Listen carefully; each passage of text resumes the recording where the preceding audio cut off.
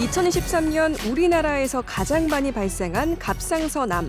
5년 생존율이 100.2%로 월등한 생존율 덕에 착한 암으로 알려져 있는데요. 하지만 암을 잘 제거하는 것은 기본, 더 중요한 것이 있습니다. 갑상선 주변의 성대신경과 부갑상선이 손상되면 목소리가 변하거나 손발 저림 같은 저칼슘 증상이 생길 수 있는데요. 언제부터 떨리기 시작했어요? 작년부터 계속이요. 꼼꼼한 수술로 합병증과 재발률을 낮추고 수술 후 환자의 삶의 질까지 고려해야 합니다. 공개 클리닉 웰에서는 삶의 질을 높이는 갑상선 치료에 대해 이야기 나눠봅니다. 오늘 첫 번째 키워드, 갑상선 수술은 땡땡땡 관리가 중요하다입니다.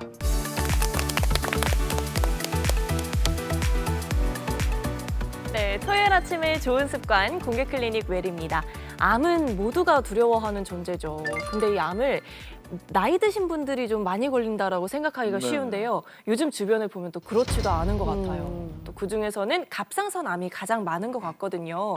젊은 층도 안심할 수 없는 갑상선암 어떻게 치료하는지 궁금하신 분들 많으실 텐데요. 오늘 공개 클리닉 웰에서 하나씩 파헤쳐 보도록 하겠습니다. 도움 말씀 주실 건강주치 이비인후과 전문의 이강대 원장님 함께하십니다. 어서 오세요. 네, 안녕하세요. 네, 정확한 검사와 수술로 환자의 삶의 질에 최선을 두고 있습니다. 갑상선 암을 치료하는 이비인후과 전문의 이강대입니다.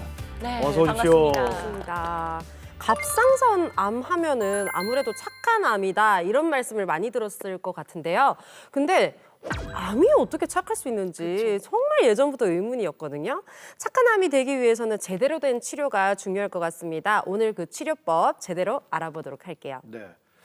사실 제가 그 갑상선에 대한 관심이 굉장히 많습니다. 목을 쓰는 직업이기도 하고 네. 하니까 갑상선의 그 건강 관리 유의를 하는데 그래서 제 별명이 강상선입니다. 아하하, 강상선.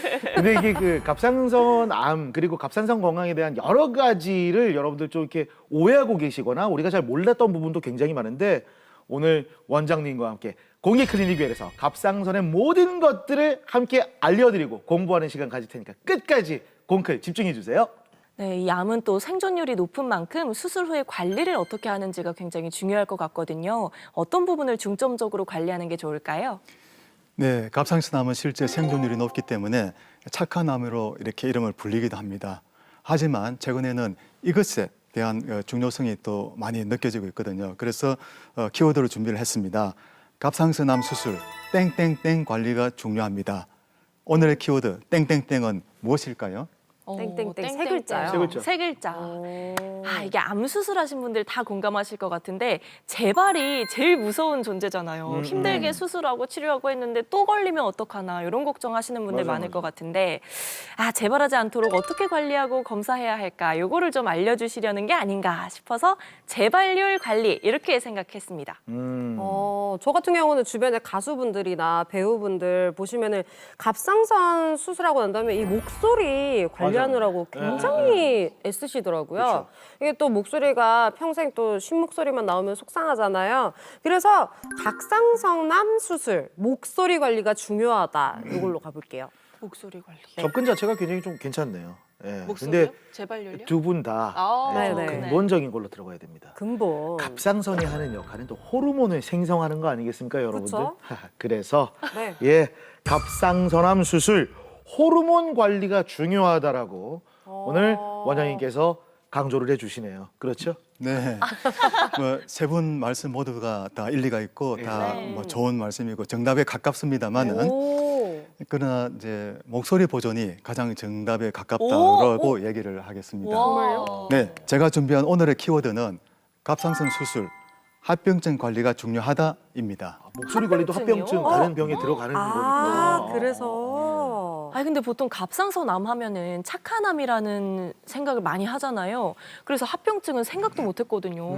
이거 어떤 합병증을 또 이렇게 동반할 수 있는 거예요? 네, 갑상선 수술의 가장 대표적인 합병증은 성대마비와 부갑상선 기능 저하증이 있을 수 있는데요. 이런 합병증이 생길 수 있는 이유는 갑상선 바로 뒤에 성대를 움직이는 후두신경이 지나가고 또 혈중, 칼슘 농도를 조절하는 부갑상선이 있습니다. 근데 이 두 장기가 또 너무나 예민하기 때문에 조그만 자극이 가더라도 손상을 받거나 성대 마비가 온다든가 혹은 부갑상선 기능 저하가 되는 그런 일이 생기게 되거든요.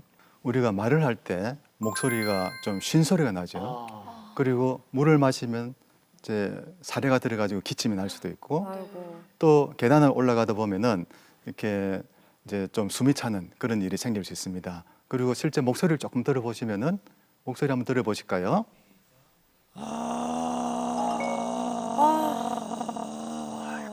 새소리 같은 느낌도. 네, 이런 목소리가 나올 수 있게 됩니다. 그리고 부갑상선 기능이 떨어지게 되면은 손발이 저리고 쥐가 나는 그런 현상이 생길 수도 있습니다. 그래서 이런 합병증들은 환자분뿐만 아니라 수술을 한 저희 의사들에게도 큰 부담으로 다가오고 있습니다.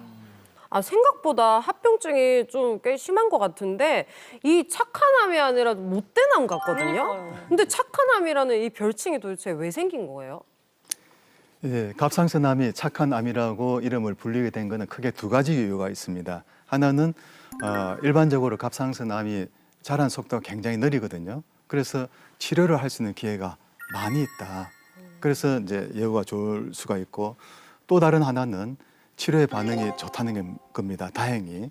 그래서 이제 생존율이 굉장히 높게 나오게 되는 것이죠. 그렇지만 모든 갑상선암이 다 착한 것은 아닙니다. 좀 이렇게 못된 암도 있는 거예요. 그래서 실제로 생명을 위협하는 암들도 있기 때문에 저희들이 갑상선암이 뭐 양호하다 해서 늘 안심만 할 수는 없는 것입니다. 저는 뭐 대한민국 남녀를 통틀어서 가장 발병률 1위의 암, 뭐 간암, 위암, 뭐 폐암 이 정도 생각했었는데 네. 갑상선암이 1등이라는 거. 진짜 착한 암이 아니에요. 그러니까.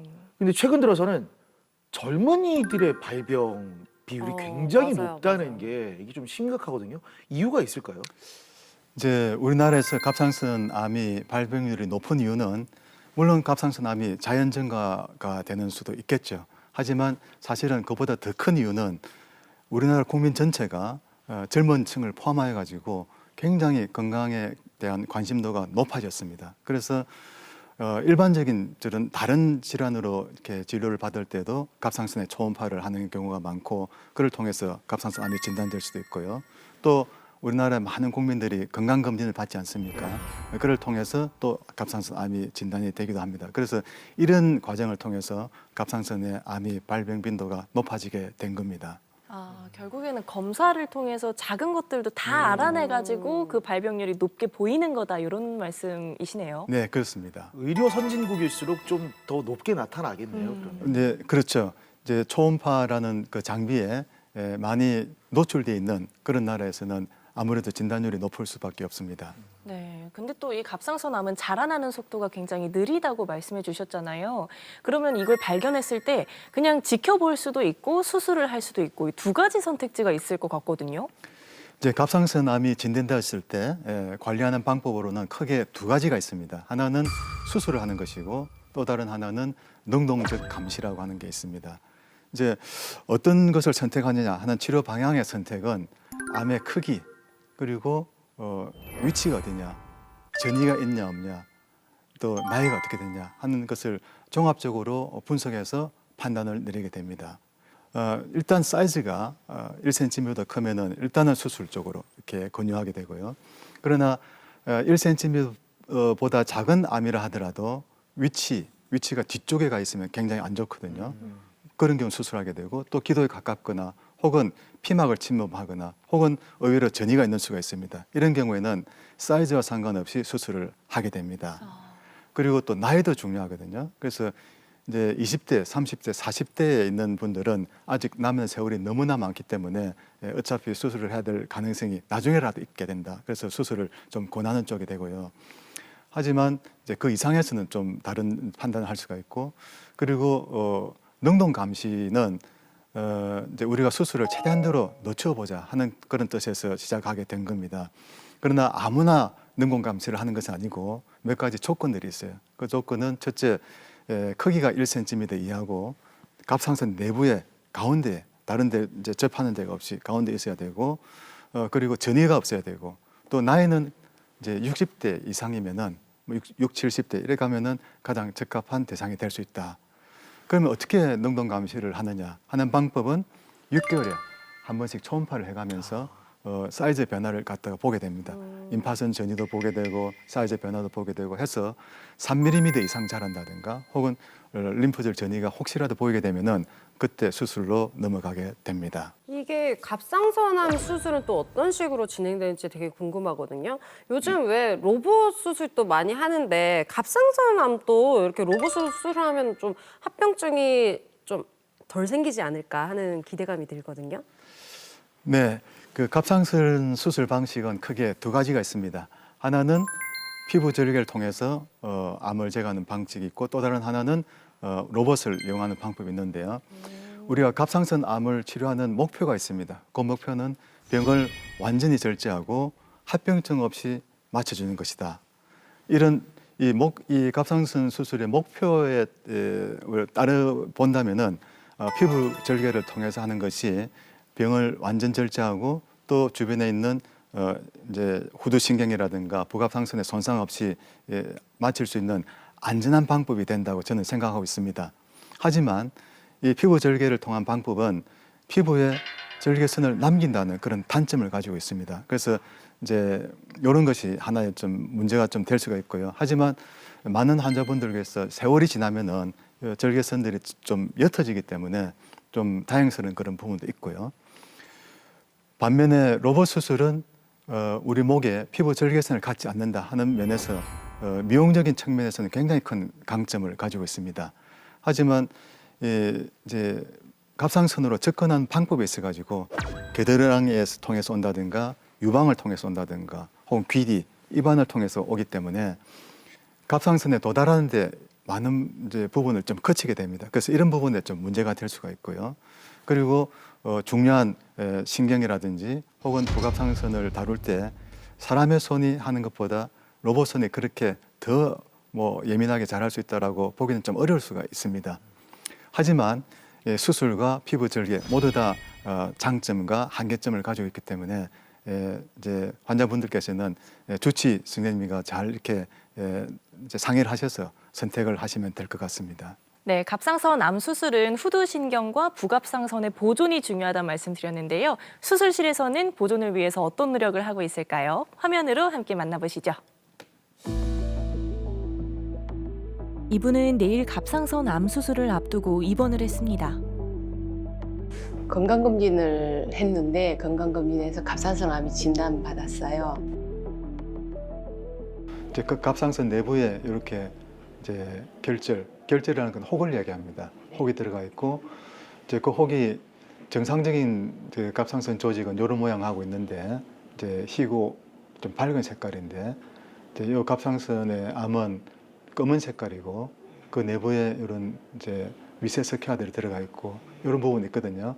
이제 이런 게 전형적인 암의 그런 소견이고 그래서 여기에 이제 바늘을 찔러서 검사를 했더니 이제 갑상선에 암이 있습니다 하는 그런 결과가 나왔고요. 그래서 내일 요거를 수술하게 되고 또 확인할 게 있나 봐요. 자, 일단은 내일 위치를 조금 더 파악해 보겠습니다. 초음파로 목 앞부분, 그러니까 갑상선이 있는 곳을 확인해 보시는데요. 조금 전에 모니터로 봤던 것처럼 까맣게 보이는 게 갑상선 암이 있는 부위입니다. 어디로 접근하는 게 효과적일지 미리 표시해 두시네요. 자, 코로 조금 봅니다. 라이트 온. 이번에는 코 내시경인가 봐요. 조금 불편할 수 있습니다. 거의 다 했습니다. 귀로 들어간 입구 아주 좋고요. 코로 숨 쉬시고. 자, 이 소리 내보실까요? 숨 쉬고. 숨 쉬고. 숨 쉬고. 성대는 아주 잘 움직이고. 네, 자칫 수술을 하면서 성대 신경을 건드리게 되면 쉰목소리 같은 합병증이 발생할 수 있는 만큼 미리 꼼꼼하게 확인하는 것이 중요합니다. 여기 있다가 지금 남해 기농에 있는데 내가 이제 지금까지 일만 하고 좀 지냈던 게 쟤한테 많이 못한 것 같아서 자신을 많이 돌아보고 좀 잘 챙겼으면 해서 건강관리 잘하려고 하고 있습니다. 나이가 있어도 여자니까 흉이 좀 덜 졌으면 좋겠고 이제 그런 것도 있고 이제 다음에 후유증 없이 안 아팠으면 좋겠죠. 다른 큰 거 없이. 다음 날 아침 수술 준비가 한창입니다. 합병증이 생기지 않도록 안전하게 암을 제거하는 것이 오늘의 목표인데요. 홀비 이렇게 잡아주세요. 어제 계획한 대로 절개해서 갑상선에 접근했습니다. 후두신경을 보존하기 위해서 확인이 필요한데요. 풀어주세요. 후두신경 감시술을 하는데요. 후두신경 감시술을 위해서 이제 바늘 전극 이런 전극을 사용하였습니다. 이렇게 해서 지금 하는 부분은 우리 몸에 고음을 내는 신경, 이제 높은 음을 내는 신경이 지나가는 자리입니다. 그런데 그게 아주 깊숙하게 있어가지고 잘 찾기가 좀 어려워요.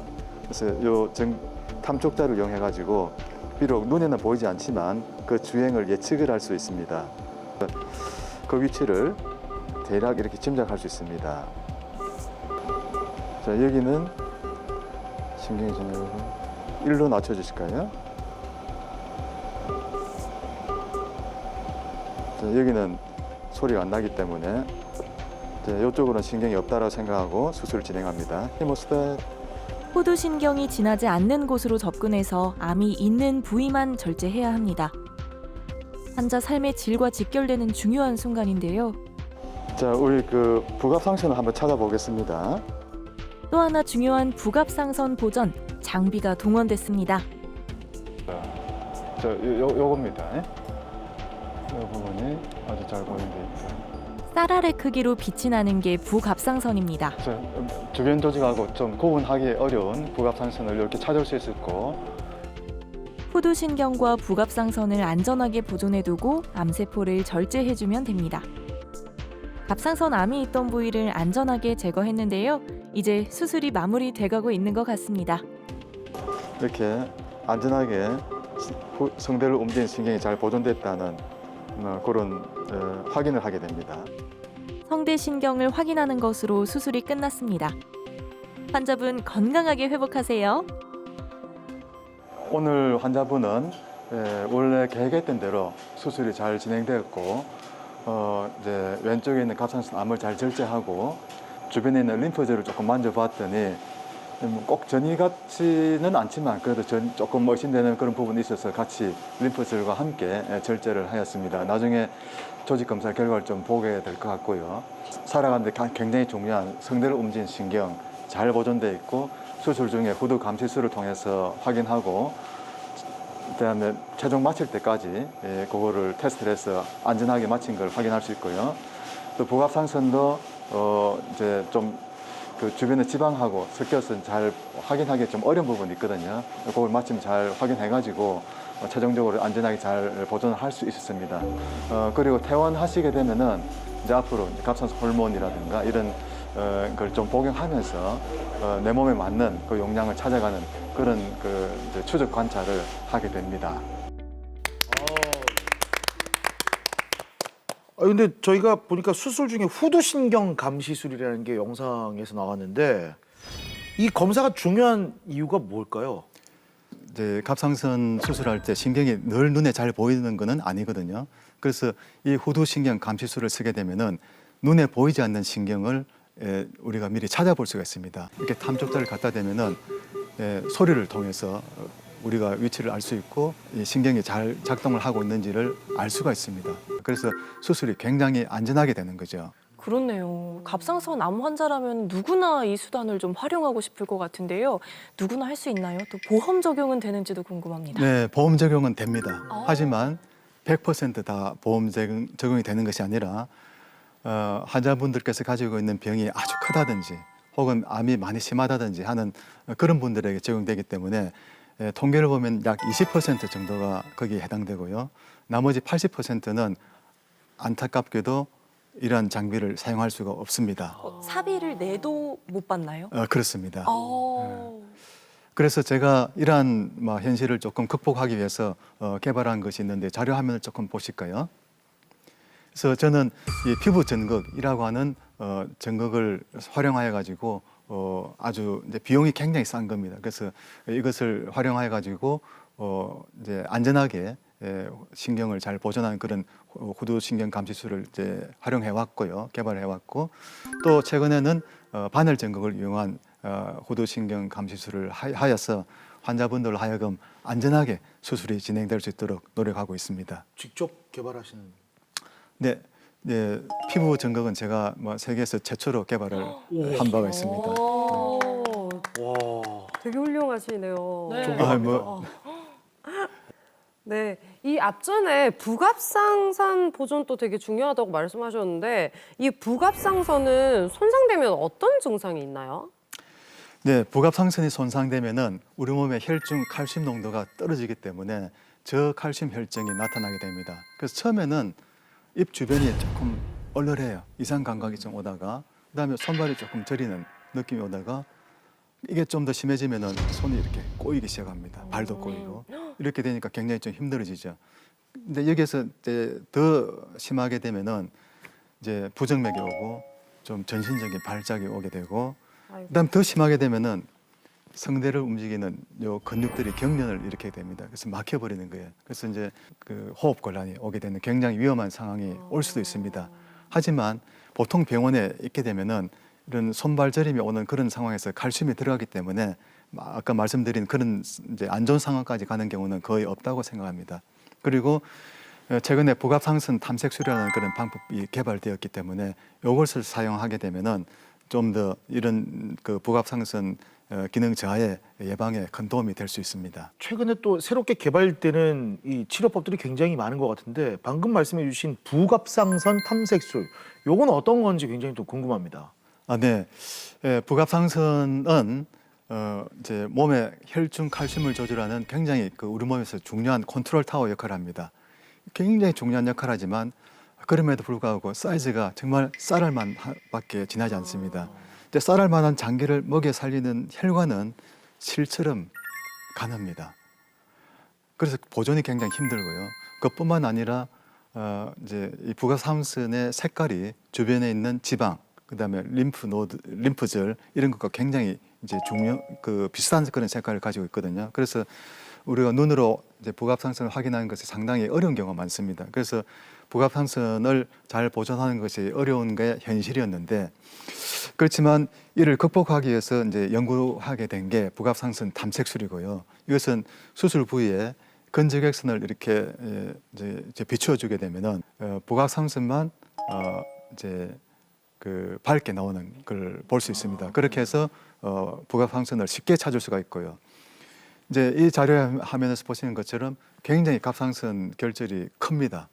근데 이제 부갑상선은 이제 쌀알만 하거든요. 이 넓은 그 필드에서 어떻게 부갑상선을 참여하는 것은 굉장히 어려울 수가 있어요. 근데 우리가 그 이제 그 근적외선을 이렇게 비춰주게 되면은 부갑상선 탐색술을 해주게 되면은 굉장히 수월하게 이것을 찾아서 잘 보존할 수 있다라고 그렇게 할 수 있습니다. 근데 만약에 이 성대 신경이나 부갑상선의 미세 혈관을 보존하지 못한 채 수술을 받게 됐다면 그런 경우에는 뭐 재활 같은 치료를 통해서 또 나아질 수 있는 건가요? 네, 도움이 되는 방법이 있습니다. 성대 마비가 오게 되면 성대가 잘 못 움직여 가지고 이제 성대가 결손 부위가 생기거든요. 그것을 좀 채워주는 방법이 있어요. 자료 화면을 좀 보시게 되면은 바늘을 찔러서 성대의 한 부분이 이렇게 채워지는 것을 볼 수가 있습니다. 이렇게 채워지게 되면은 목소리를 내는데 훨씬 더 편해지게 되고요. 그리고 또 음성 치료라는 방법이 있습니다. 그래서 환자 음성을 재활을 시킬 수 있고 또 부갑상선 기능이 떨어지면은 칼슘이 떨어지기 때문에 비타민 D라든가 칼슘을 보충해 줌으로써 어느 정도 극복을 할 수가 있습니다. 제가 아무래도 가수다 보니까 자꾸 성대가 겁이 나서 그런지 모르겠는데. 아 가수였죠? 네, 까먹었죠? 이게 집착이 되네요. 이게 성대 이게 회복도 중요하지만 조금만 절제해서 성대 안 건드려지면은 되는 거 아닌가요? 그렇죠. 나 그 생각이었어. 네, 그렇죠. 예, 실제로 그런 변화들이 생겼습니다. 그래요? 네. 그래서 과거에는 갑상선 암 이러면은 전절제 다 떼는 것을 선호했거든요. 네네네. 그런데 많은 연구를 하다 보니까 이제 갑상선 암의 자연적인 그 진행 과정이 있는 거예요. 내추럴 코스가. 그래서 그걸 잘 보았더니 천천히 진행되더라. 그리고 너무 그렇게 과하게 절제하지 않아도 되더라 하는 것을 많이 알게 됐습니다. 그래서 이제 과거에는 전절제를 많이 했지만 요즘은 만약에 갑상선 암이 한쪽에 있다. 근데 사이즈가 굉장히 크다 하면은 과거에는 전절제를 했겠지만 지금은 전절제로 넘어가지 않고 반절제로 하는 경우가 많이 선택되고 있습니다. 환자분들의 삶을 질을 위한 그런 선택이었다고 생각합니다.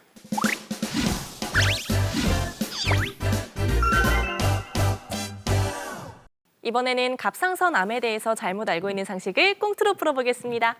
공클 메디컬 지식 배틀 기다. 아이다. 첫 번째 이야기는 모녀 간의 대화네요. 체리마, 니는 마음 단디무야 된디, 알았지?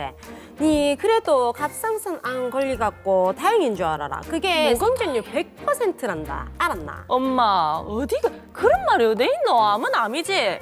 아, 그리고 내 수술은 사실 걱정이 안 되는데 나중에 내 임신해서 애한테 안 좋은 영향감은 없잖아. 이런 걱정도 되고. 야는 니 애한테 문제가 생길 게 뭐가 있노?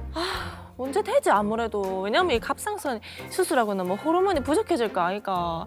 그럼 애한테 무조건 영향이 갈 기다.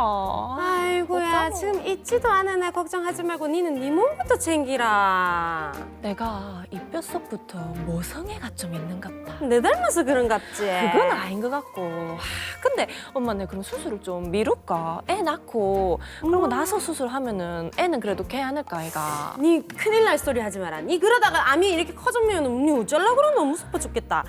니 그런 걱정도 하지 말고 요즘은 의술이 좋아갖고 약이든 뭐든지 방법이 있다. 니 그렇게 불안하면 엄마가 한번 물어볼게. 그래 그래. 원장님, 이게 뭐 문제 없지? 속 시원하게 좀 말 좀 해보이소. 네, 가임기 여성 환자분들께서 고민할 수 있는 그런 부분이고요. 그래서 실제 환자분들이 많이 궁금해하시는 부분이기 때문에 퀴즈로 준비했습니다. 네. 갑상선 수술 후 임신했을 때 산모의 갑상선 기능과 태아의 건강은 상관관계가 크다. 관계가 크다면 기다. 관계가 없다면 아니다를 들어주세요. 한 번 더 정리해드리면 갑상선 수술을 하고 나서 임신을 했을 때 네. 산모의 갑상선 기능과 태아의 건강은 상관관계가 크다고 생각하면 기다. 아니면 아니다. 준비됐죠? 하나, 둘, 셋. 아이, 저만 아니다요? 네, 전 기다라고 생각해요. 저도 진짜요? 왜 아니다? 근데 이게 뭔가 직접적인 관계는 아닐 것 같아요. 여기서 나오는 호르몬이랑 네. 뭔가 자궁에서 나오는 호르몬이 있잖아요. 그거는 좀 별개이지 않을까 싶어서 그냥 아니다로 들어봤어요. 센터가 따로 있다 생각하는 겁니까? 그 센터가 근데 갑상선 아니에요? 그러니까 나도 컨트롤 타워. 중간에 센터가 여기라고 생각하기 때문에. 모르겠어요. 네. 그냥 일단 별개 아닐까. 별개라서 이렇게 문제 들고 오신 게 아닌가. 저는 진짜 안타깝고 방금 그 사연도 너무 안타까운 맞아요. 얘기인데 아마도 그 태아를 이제 잉태하려고 할 때 산모가 갑상선의 기능에 문제가 있다면 계속 뭐 약을 먹어야 되는 그런 부분들부터 시작해가지고 영향이 좀 있지 않을까. 그래서 저는 기다를. 맞아요. 그래서 방심하지 말고 좀 끝까지 관리를 철저하게 잘 해야 된다. 이런 네네. 취지로 문제를 내주신 게 아닌가 이렇게 네. 생각합니다. 스튜디오 분위기 정말 저희 기다로 쏠리는 것 같습니다. 네. 시청자 여러분들의 분위기는 어떤지 궁금하네요. 아니다면 어쩌려고 그러지? 네. 자, 원장님 궁금합니다. 정답은 정답은 정답이야. 저도 잘 모르겠는데 아니다. 헷갈리는데 원장님. 헷갈리면 어떻게 어떡해요, 합니까? 선생님이? 기다려하겠습니다. 영향이 있구나. 안타깝네요, 근데. 근데 좀 안타깝네요. 진짜. 네. 아이고야. 이제 이렇게 이제 이게 중요한 거는 이제 태아는 태어날 때 첫 3개월 동안에는 본인이 가지고 있는 갑상선이 없어요. 그래서 전적으로 산모의 영향을 받게 됩니다. 그래서 이제 문제는 갑상선 호르몬이 이제 태아의 정신적인 뇌의 발달과 그다음에 신체 발달에 굉장히 중요한 역할을 하고 있거든요. 그래서 이제 이게 부족하면은 곤란합니다. 그래서 어렵게 임신해가지고 왔는데 태어났을 때 이제 곤란한 상황이면 곤란하겠지, 그죠? 그래서 이제 임신을 했을 때는 첫 3개월 때는 갑상선 호르몬이 부족한지 여부를 갖다 꼭 체크를 해줘야 되고 만약에 계획된 임신을 한다라고 한다면은 이제 임신하기 전에 산모의 이제 그 가임기 여성분의 이제 갑상선 기능 검사를 좀 체크를 해봐야 됩니다. TSH라는 수치가 2.5가 있거든요. 그거보다 조금 낮은 상태에서 이제 그 임신을 하는 것이 가장 좋고요. 그다음에 막 그런 생각 없이 뭐 어쩌다 임신이 됐다 그러면은 얼른 병원에 가셔가지고 내가 갑상선 호르몬 수치가 어떤지를 평가를 하고 약의 용량을 조절하는 것이 좋다고 생각합니다. 네. 자, 진짜 산모 여러분들 모두 다 건강하시게 또 응원합니다. 예, 참고로 네. 다음 주 공개 클리닉 외에 고위험군 산모에 대한 이야기를 또 할 테니까요. 예고를 미리 드립니다. 예. 공클 메디컬 지식 배틀 기다 아이다. 함께하고 계십니다. 오늘의 두 번째 이야기, 중년 언니와 그래 동생의 이야기네요. 제가 동생인가요? 제가 동생입니다. 아, 그럴 리가요. 무슨 일이죠? 담수 언니야, 언니야, 다음 주에 시간 되면 언니야 우리 순자 병원에 좀 가자 언니야. 아이, 그래. 시간은 되는데 그 손자가 갑상선암 아이였나? 이게 원래 컨디션 조절이 중요한데 우리 가갖고 신경 쓰이게 하면 되나 싶다. 언니야 진짜 내가 그래가 마음이 너무 쓰인다. 안 그래도 림프절이 전이가 돼가지고 너무 힘들어하던데. 그 절제를 했다더라고. 그러니까 언니야 그렇구나. 요새 막 장어가 지철인 데 있다 이가 장어 푹 구워가지고 좀 구워가지고 언니야 있잖아. 그 해가지고 두릅까지 이렇게 볶아가지고 언니야. 그래가 순자한테 좀 영양 보충을 좀 하러 함께 언니야 우리 같이 가면 안 될까 언니야? 니 가만 보면 니 보면 스트레스 받을 것 같긴 한데 그래 니 마음은 그래 곱다야. 그래 근데 어디서 듣기로는 림프절을 절제하면은免疫이 떨어진다 카대. 뭐 이렇게 맨날 그 두릅 캐러 다니고 뭐 장어 잡으러 다니고 막 회사는 영수인 니가 가면은 적게 그렇지 않겠나? 언니야 와 진짜 언니 진짜 와 진짜 왜? 짜증난다 진짜. 님 짜증이 그래 맞나? 무슨 말을 그래 하노 언니야. 내가 가면 왜? 바이러스를 달고 다닌단 말이야. 그럼 언니한테 바이러스 전파할까? 아이고 입냄새야 안 된다. 와 진짜 언니야 정말 어. 생각해서 언니까지 뜯고 싶은데 내가 참는다 진짜. 근데 얘기 들어보니까 그래 내 때문에 바이러스가 좀 옮겨 이럴 수도 있겠나 언니야? 그래 니 한번 물어봐라. 니 그래가지고 큰일 난다. 선생님 기분 억수 나쁜데 얘 참아야 되겠지? 선생님 이게 참아야지 내 갑상선 건강에 이롭겠지 얘. 네, 그렇습니다. 그지? 저 언니가 나한테 그러는데 뭐라 해야 됩니까 선생님? 네. 아마 그 림프절이 면역에 관계하기 때문에 네. 림프절을 절제하면은 면역력이 떨어지는 것이 아닌가라는 그런 걱정 때문에 이런 얘기를 나누게 된 것 같습니다. 함께 퀴즈로 풀어보시죠. 네. 네. 네, 갑상선 수술 시 림프절을 제거하더라도 면역 기능과는 상관이 없다, 기다, 아니다. 당신의 선택은? 오, 이번엔 좀 어렵다. 어려워요. 갑상선 수술 시 림프절을 제거하더라도 면역 기능과는 상관이 없다. 상관이 없으면 기다, 네. 아니면 아니다. 아이다. 기다. 준비됐죠? 네. 하나, 둘, 셋. 상관이 있으면 뭐라고요? 하나, 둘, 셋. 뭐였지? 기가? 뭐였지? 상관이 있다. 나는 상관이 없다. 상관이 있다. 오. 나는 면역 기능에 영향을 미칠 것 같은데요? 저는 안 미칠 것 같아요. 왜요? 왜냐면 우리 몸에 림프절이 한두 개가 아니잖아요. 다 퍼져 있는데 네. 이 갑상선 수술을 했다고 해서 뭐 전체를 다 절제한 것도 아니고 이게 상호 보완을 할 것 같은데요? 저는 호르몬 센터기 때문에 우리가 말하는 대로 네. 컨트롤 타워이기 때문에 면역력에 영향이 있다고 생각이 드는데 다민 씨는 어떻게 문제를 다 이해를 하셨나요?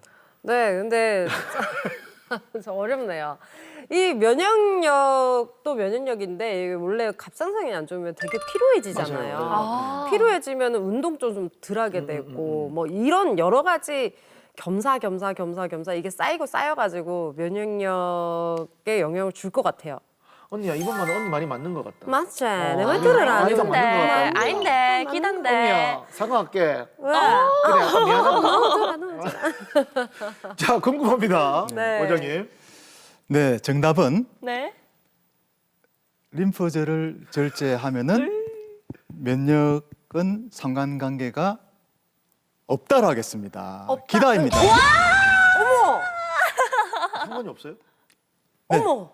상관없습니다. 와. 이제 우리 몸에는 림프절이 500개 정도가 있습니다. 그쵸, 많죠. 근데 목이 굉장히 중요해요. 그래서 목에 네. 300개 정도가 있습니다. 오, 많이 몰려 있네요. 그런데 갑상선 수술할 때, 요 주변에 수술할 때는 갑상선 수술에 이제 주변에 있는 림파선을 절제하는 거는 10개 전후입니다. 그러니까 우리가 많은 숫자에서 10개 정도 빠진다 해가지고 우리 몸 전체에 면역력이 떨어지는 일은 없다. 걱정 안 하셔도 됩니다. 다행이다. 진짜 안도네요. 네. 오, 다행입니다. 다행이다. 그래서 다들 네. 몇 점이세요? 전 2점. 저는 1점. 전 진짜. 저 다민 씨. 빵담인데. 네. 죄송합니다. 축하드립니다. 클로징으로 가는 길입니다. 과연 오늘의 클로징의 주인공은 누가 될지. 오늘의 만점이요. 마지막 문제. 부부간의 대화네요. 네. 지금 10시 40분. 우리 자기 갑상선약 아저씨처럼 먹을 시간이네. 앉아있어. 자기야, 어. 약 먹을 시간 됐어. 네, 이거 공클 기다리다 본다고 이 시간 가는 줄 몰랐네. 쪽바로 좀 앉아줄래? 아, 자세가 중요해요. 자, 우리 자기 약 먹자. 자, 약. 나 그만 안 몰란다 이제. 뭐 됐다 마. 아, 치아라. 왜? 그럼 내가 비장의 기술을 써야지. 저 애기들한테 자기에게 하는 거. 들어갈 약. 열차 출발합니다. 약, 방향지야, 진정지야, 마상지야, 진짜라. 약, 이노 땡자라 마이비마스. 시끄럽다. 내가 무슨 아가. 내 이제 약 안 먹는다. 이제 안 먹어도 돼. 그 치아라. 버리 뿌라 다. 큰일 날라고. 조용히 좀 해봐라. 큰일 날라고. 그 약 먹는 게 공클 귀찮아도 소리 안 우리 들려. 자기는 꼬박꼬박 먹어야지. 열차 폭주중계관차 출발합니다. 아니 내 얘기 들어봐라. 가만히 있어봐라. 내가 어제 그 병원 가서 갑상선 수치를 다시 쟀어. 근데 이제 정상이더라고. 약 먹는 것도 지겹고 삼킬 때마다 목 아프고 그랬는데 이제 안 먹어도 될 것 같다. 김채림. 장모님이 했던 대로 얘기한다. 김채림. 약 먹어야 된다. 김채림. 안 먹어도 돼. 그럼 내가 직접 정상이야. 전문의하고 상담해 볼 테니까 공개 클리닉 외대. 네. 원장님이 와 계시네. 원장님, 정답은 이강대 저건데 이강대 원장님. 네. 이제 갑상선 약을 드시는 분이라면 누구나 좀 궁금하게 생각하실 부분이 있습니다. 다들 뭐 약을 좀 끊고 싶어하는 그런 마음도 가지고 계실 테고요. 네. 그래서 이제 서로 이제 공감하는 문제가 되기 때문에 한번 문제로 한번 풀어보겠습니다. 갑상선 수치가 정상으로 나오면 갑상선 약을 끊어도 된다? 기다? 아니다? 당신의 선택은? 저는 정했어요. 벌써요? 듣자마자. 네. 오늘 제가 기운이 좋아요. 기운이 좋던데 따라갈까요? 살짝 컨닝 좀. 채리 씨 마지막에 드세요 그러면. 오케이, 알겠습니다. 갑상선 수치가 정상으로 나오면 갑상선약 끊어도 된다. 하나, 둘, 셋. 우리 둘만. 이거 저도 아니다, 이거. 원장님 마음에 살짝 안 드는 당황하셨어요. 뭔가 언니 바꿀 것 같은데? 네, 좀 역전하는 거 좋아해가지고. 어차피 역전이 안 할까요? 돼요. 교수님? 선택의 본인의 몫입니다. 안 넘어가셨어요. 너무 멋있네요. 어차피 빵점이라서 역전이 안 돼. 그렇죠. 그러면 뭐 이왕 안 되는 거, 예. 네, 기다려 가볼게요. 왜냐면 이게 정상으로 나오면은 수치로 조절을 하면서 볼 거 아니에요. 어차피 이게 추적 관찰을 하면서. 그러면서 뭐 정상으로 나올 때는 좀 안 먹었다가 조금 컨디션 안 좋아서 조금 낮아지면은 다시 관리 차원에서 먹고 좀 이런 식으로 조절하지 않을까 싶은 마음이네요. 근데 이게 혈압약이랑 똑같은 원리인 것 같은데 계속해서 먹어야지만 관리가 되는 거지 이게 다 나았다고 생각해서 안 먹으면 그때부터 다시 또 수치가 안 좋아질 것 같거든요. 혈압약처럼. 그럴 것 같아요. 제 생각도 요거는 이게 호르몬 생성할 수 있는 그 네. 갑상선 기능이 아예 많이 저하되고 없기 때문에 평생 약을 먹으면서 그걸 조절해줘야 된다는 생각이 듭니다. 예. 그쵸. 지금 원장님 고개를 끄덕끄덕 하셨습니다. 아, 정답은요? 완전히 있을 것 같아요. 정답은 이게 저도 좀 애매한 부분이 있습니다. 이렇게 해서 제가 좀 각도를 조금 줘야 될 것 같아요. 완전히 이렇게 정면은 아니고 조금 이렇게. 사이드. 저희도 이 정도. 잠깐만. 일단 아이다가 맞는 거죠? 일단은 아니라고 하겠습니다. 그래요? 하는데 일단 그 수치가 약을 드시는 중에서 수치가 정상으로 나오면은 몸이 회복되어서 수치가 정상으로 나온 것이 아니라 네. 이제 약을 복용해서 정상으로 나온 것이거든요. 그래서 그런 상태에서 약을 끊게 되면은 갑상선 호르몬이 부족해서 기능 저하가 빠질 확률이 상당히 높습니다. 그렇지만 반절제를 하신 분도 계시거든요. 상당 부분 남아 계신 분들도 그런 분들은 이제 중간에 평생 약을 이제 복용하는 것에 좀 부담스럽기 때문에 중간에 조금씩 아까 말씀하신 대로 조절해서 혈액 검사와 같이 해보면서 양을 줄여 나가다가 나중에는 졸업을 할 수 있겠죠. 그래서 제가 조금 비스듬하게 들었습니다. 자, 이렇게 되면서 오늘 갑상선에 대한 다양한 지식들을 함께 또 습득을 해봤는데요. 네. 오늘 클로징 김채리.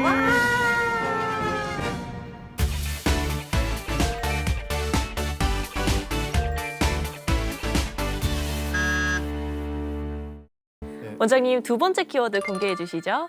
네, 공개하겠습니다. 갑상선암 삶의 질을 지키는 수술이 중요합니다. 삶의 질을 지키는 수술이다. 이게 어떤 건지 궁금하긴 한데 아마도 아까 말씀해 주셨던 뭐 성대를 지키는 뭐 이런 것들이 될 수 있을까요?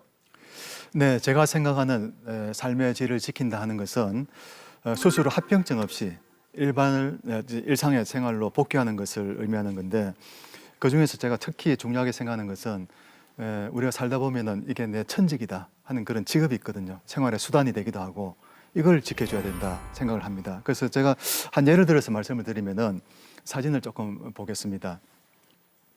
이 환자분은 성대 기능은 정상이지만 후두신경이 지금 암에 침범된 것을 볼 수가 있거든요. 화살표에서. 그런데 직업이 교사세요. 그래서 이 신경을 암과 함께 절단을 하게 되면은 성대 마비가 오게 됩니다. 아까 성대 마비 목소리 들으셨죠? 그런 목소리로는 학교 선생님으로서 역할을 하기가 좀 어렵지 않습니까? 그래서 이제 환자분과 많은 대화를 나누고 우리가 암을 다 완전 절제하는 게 목표이긴 하지만 그러나 또 삶의 질을 지키는 것도 중요하다. 그래서 최대한도로 우리가 현미경적으로 이걸 이제 벗겨서 암을 미세하게 성대에 붙이고 그다음에 그럼 남은 건 어떻게 하느냐? 남은 거는 수술 후에 방사선 요도 치료를 하겠다 해서 그 과정을 거쳤거든요. 그랬더니 다행히 이제 성대 마비도 없이 그리고 그 이후에 경과 관찰에서 양호한 경과를 보이기 때문에 암의 재발도 없이 잘 지내고 있습니다. 그래서 이분은 다시 이제 학교로 복귀하셔서 학교 선생님으로서 많은 역할을 또 해주시고 계시거든요. 저는 이런 치료가 삶의 질을 지키는 수술이 아닌가 그렇게 생각을 하고 있습니다. 박수 한번 드립니다. 너무 뿌듯하셨겠어요. 네.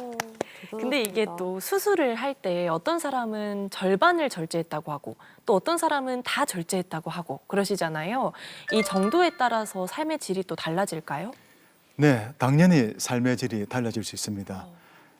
반절제를 하는 경우에는 한쪽만 절제하는 경우는 암이 한쪽에 있는 경우가 많거든요. 그래서 수술 자체가 조금은 작은 수술이 될 수 있고 또 혹시 한쪽에 수술을 하다가 문제가 생겼다 하더라도 반대편에 정상적인 신경과 부갑상선이 남아있기 때문에 여유가 많이 있습니다.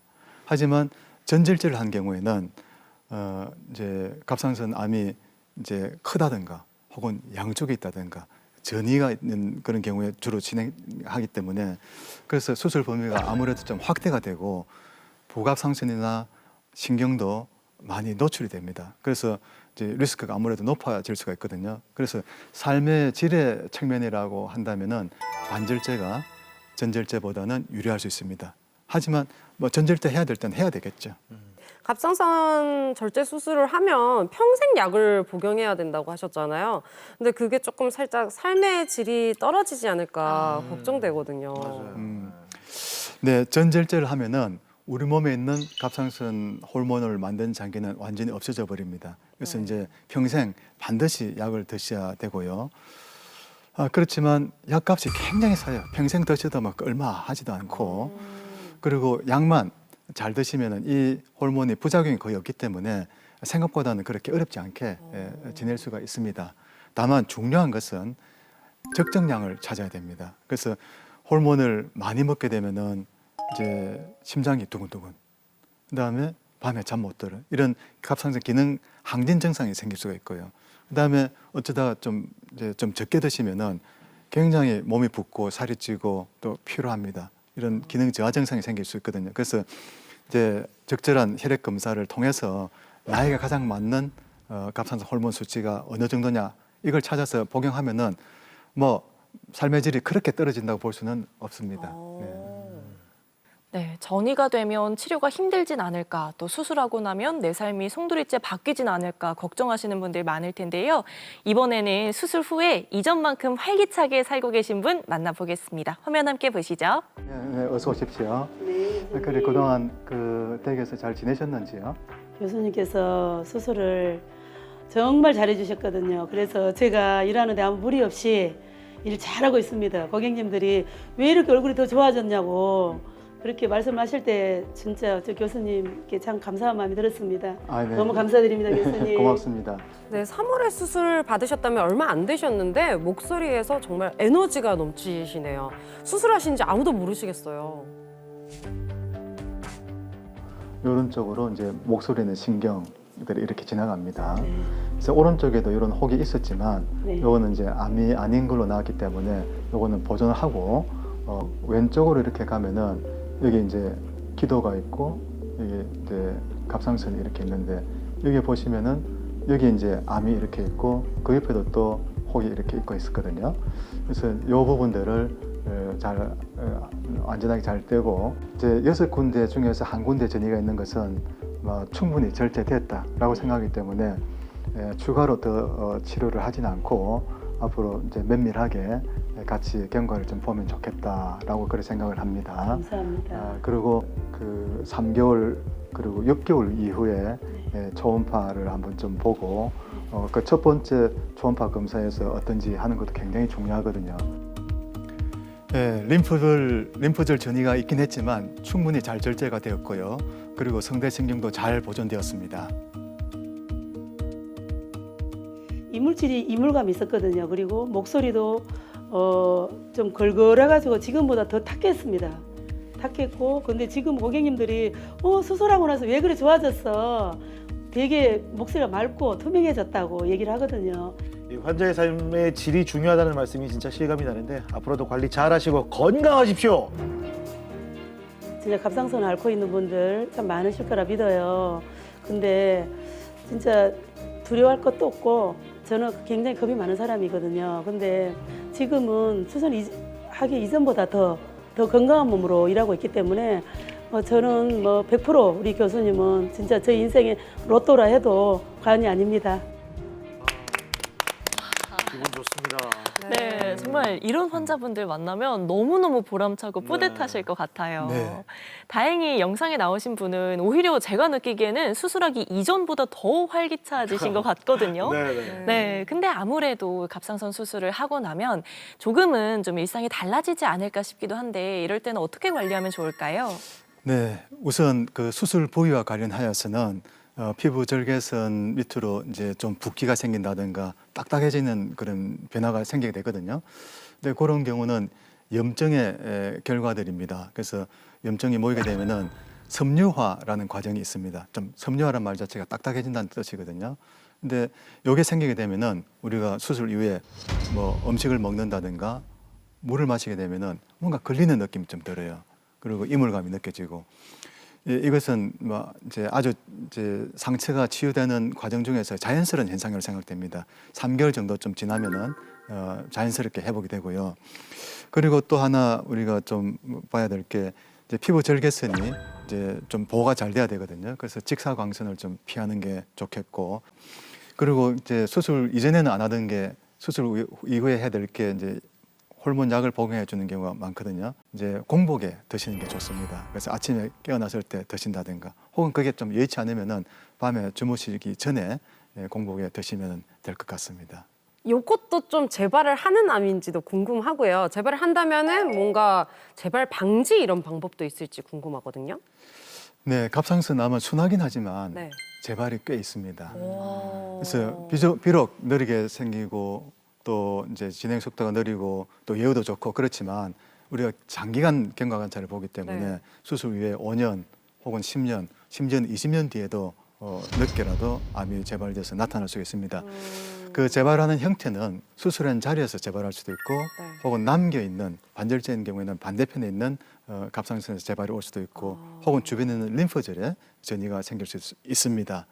그리고 좀 심한 분은 이제 원격 장기, 폐, 간, 뼈 이런 데도 생길 수가 있습니다. 그래서 이제 이런 재발을 줄여주기 위해서 수술 뒤에 방사선 요도 치료라는 것도 들어가고, 그다음에 호르몬 약도 우리가 필요한 양보다는 조금 더 많이 복용을 합니다. 그래서 그걸 억제요법이라고 그러는데 그런 걸 해서 이제 재발을 방지하려고 노력하고 있고, 또 경과 관찰을 볼 때 초음파, 혈액 검사 이런 걸 이제 면밀히 봐서 초기에 변화를 갖다 잘 보고, 혹시 암이 재발하더라도 초기에 재발을 발견하게 되면은 다시 완치의 길을 가질 수 있다고 생각을 합니다. 의료진을 믿고 치료에 임하시면은 충분히 다시 건강한 일상으로 돌아가실 수 있으리라고 생각을 합니다. 네, 공개클리닉 웰 오늘은 이렇게 갑상선 암의 수술법에 대해서 이야기 나눠봤습니다. 도움 말씀 주신 건강주치의 이비인후과 전문의 이강대 원장님과 함께했습니다. 원장님 고맙습니다. 네, 감사합니다. 마무리는 또 김채림 씨. 네, 클로징 전문 아나운서. 시아는 예쁩니다. 핑크핑크합니다. 네. 자, 건강을 위해서 채소 챙겨 드시는 모범생 공클 여러분들께 저희가 꿀팁을 좀 드리려고 합니다. 먼저 오이랑 당근을 같이 먹으면 오이의 비타민C를 온전히 섭취하기 어렵기 때문에 단독으로 드시거나 오이는 또 파프리카랑 같이 드시는 게 좋다고 하고요. 당근 같은 경우에는 기름에 살짝 볶아서 섭취하면 이 베타카로틴 성분이 더 잘 흡수된다고 합니다. 네, 입이 심심하다고 사탕이나 젤리, 과자 이런 거 드시기보다는 채소로 좀 활력도 채우고 영양도 채우는 그런 주말 보내시기를 바랄게요. 공개클리닉 웰 다음 이 시간에는 최근에 늘고 있는 고위험 산모가 건강하게 임신을 유지하고 또 출산할 수 있는 방법에 대해서 알아보도록 하겠습니다. 다음 시간에도 함께해 주실 거죠? 저희는 여기서 공클 힘차게 외치면서 마무리해 보도록 하겠습니다. 공개클리닉 웰!